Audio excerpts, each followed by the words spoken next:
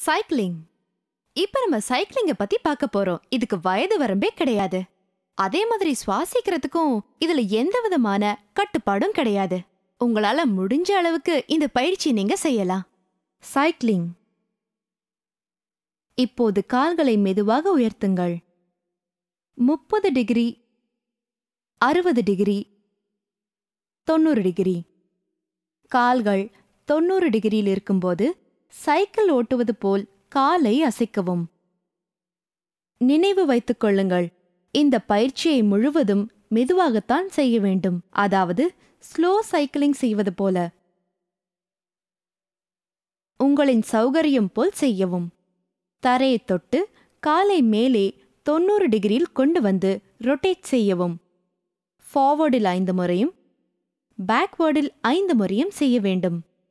உடம்பின் மீது கவனத்தை செலுத்தவும். கண்களை திறந்து கொண்டே இந்த ஆசனத்தை செய்யலாம்.